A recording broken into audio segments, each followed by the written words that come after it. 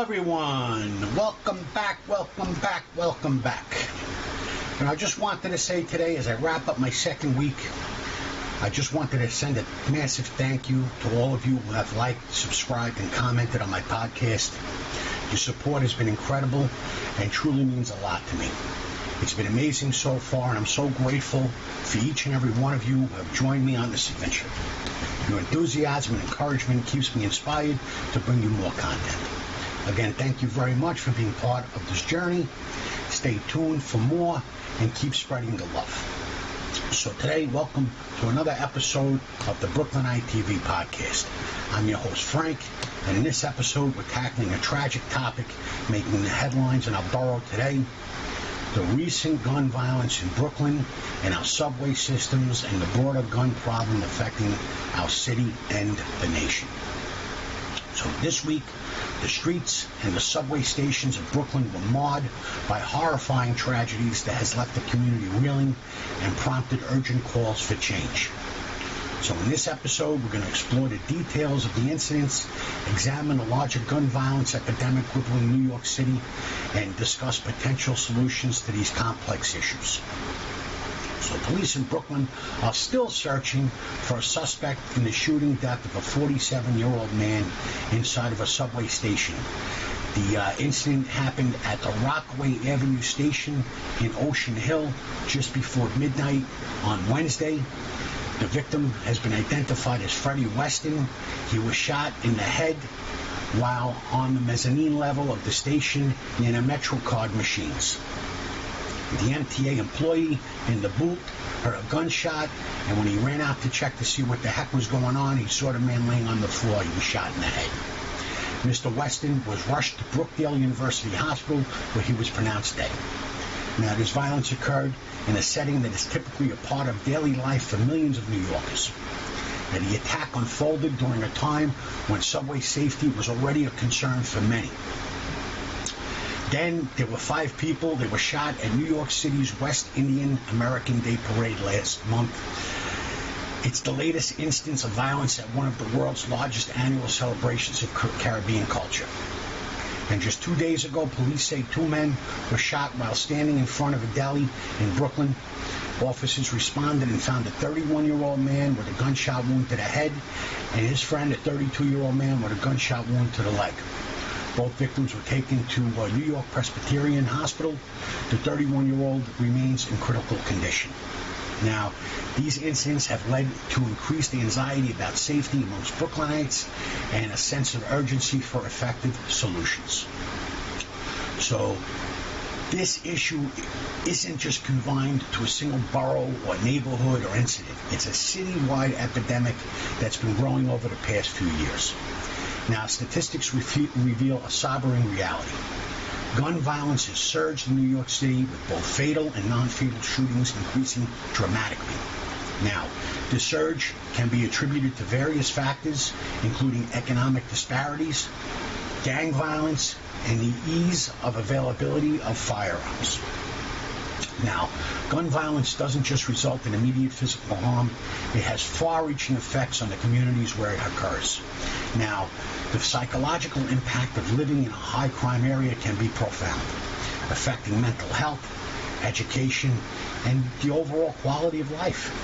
For many families, there is a real fear of violence that infiltrates their daily routine and hinders their ability to lead a normal life. Now, by addressing gun violence, it requires a multifaceted approach that involves various stakeholders, including government officials, community leaders, and ordinary citizens. Now, here are my ideas for some potential strategies for tackling the gun problem in New York City. One solution is the implementation of stricter gun control laws. Impose a 10-year minimum, 10 years, for anyone caught with an unregistered or unlicensed handgun. Okay, will represent a significant and potentially effective strategy for combating gun violence. Now, the rationale behind such a stringent measure is rooted in the idea that harsh penalties can serve as a strong deterrent against illegal firearm possession. Now, by setting a clear and severe consequence for carrying unregistered or unlicensed firearms, the policy aims to reduce the number of illicit guns circulating within communities, thereby diminishing the overall incident of gun-related crimes. Now, it has to be taken into a case-by-case basis if you're defending yourself, or if it's a certain type of gun over another certain type of gun. You could try to balance the laws out appropriately. But this approach can operate on the principle that the threat of substantial prison time will discourage individuals from engaging in or perpetrating illegal firearm activities. Now, to address this, the implementation of such laws must be accompanied by measures that ensures fairness and equity in enforcement. Now, without a comprehensive approach, there is a danger that the policy could contribute to broader issues within the criminal justice system without effectively reducing gun violence.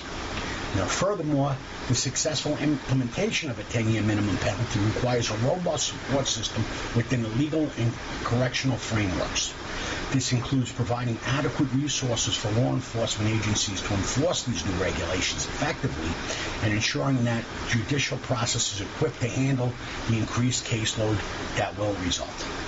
Now, but by combining strict penalties with supportive measures, the policy can contribute to a more balanced approach to reducing gun violence, ultimately creating a safer community while addressing the underlying issue that drives illegal firearm possession. Now, initiatives that offer mentorship, education, and employment opportunities for at-risk youths can also be particularly effective. Another approach is increasing police presence in high-crime areas and providing additional training to officers. Bring back stop and frisk. I'm all for it, especially with the outcry of what's happening and the amount of illegal firearms on the street today. Now, this includes not only traditional law enforcement, but also community policing efforts that build relationships between officers and residents. Now, community groups and organizations can work to influence policy changes at the city, state, and federal level.